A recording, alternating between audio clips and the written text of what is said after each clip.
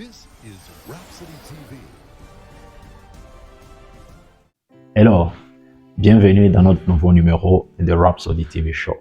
Aujourd'hui, nous avons encore un autre thème intéressant intitulé « Prenez possession de votre héritage » tiré de Abdias chapitre 1 verset 17 qui dit « Mais le salut sera sur la montagne de Sion, elle sera sainte et la maison de Jacob reprendra ses possessions. » Le commentaire du pasteur dit « Le Seigneur parla à Josué et à Caleb par l'intermédiaire de Moïse et dit « La terre sur laquelle vos pieds ont marché sera votre héritage, à vous et à vos enfants pour toujours.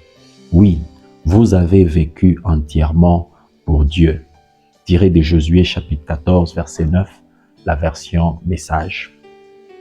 Le Seigneur avait dit spécifiquement à Caleb « Hébron sera à toi. » Mais Hébron était occupé par des géants, les Anakim, qui se vivaient dans des grandes villes fortifiées. Caleb ne s'est pas laissé décourager. Il a plutôt déclaré qu'il était toujours fort pour posséder les territoires que lorsqu'il avait exploré 45 ans plus tôt. C'est inspirant. Caleb a transformé l'héritage en possession. Il a pris possession d'Hébron, qui est devenu sa terre et celle de sa famille jusqu'à ce jour. Tiré de Josué chapitre 14, versets 13 à 14. C'est une chose d'avoir un héritage, mais ça n'est une autre de l'avoir en possession. Un héritage peut vous être attribué, mais les géants peuvent essayer de vous empêcher d'en prendre possession.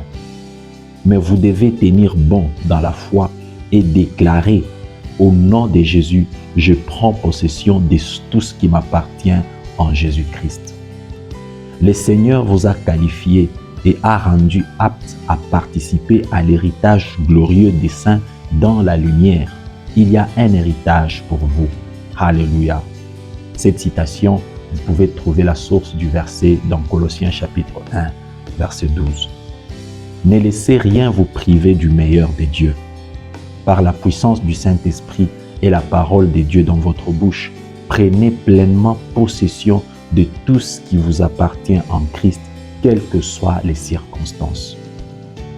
En étudiant et en méditant la parole, vous découvrirez non seulement votre héritage en Christ, mais vous commencerez également à vous familiariser avec tout ce que Dieu a mis à votre disposition et en profiter.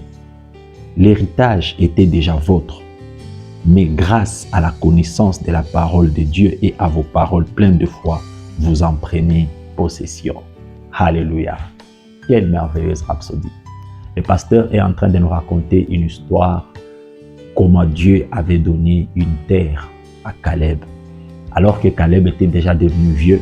Mais puisque cette promesse était que Caleb devrait posséder Hébron, il n'a pas abandonné, puisque déjà l'héritage lui appartenait, mais il fallait entrer en possession pour que cette manifestation de l'héritage lui soit maintenant en possession.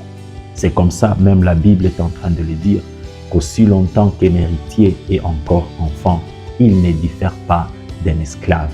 Pourquoi? Parce qu'un héritier peut avoir tout ce dont son père lui a légué, mais tant qu'il est enfant et qu'il ne sait pas que les choses dont son père lui a laissé lui appartiennent, il va vivre comme si ces choses ne lui appartenaient pas, jusqu'à ce qu'il va atteindre la maturité et réclamer ces choses pour que ça soit à lui.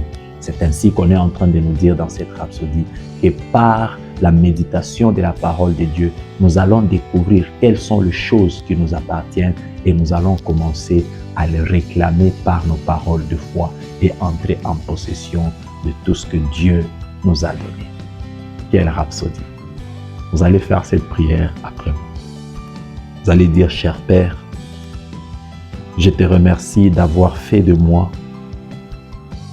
un participant à l'héritage glorieux de saints dans la lumière.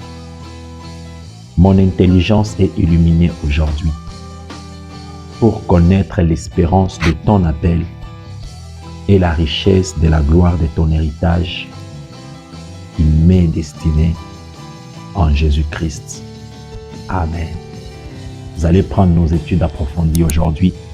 Nous allons dans Colossiens chapitre 1, verset 12, la version amplifiée.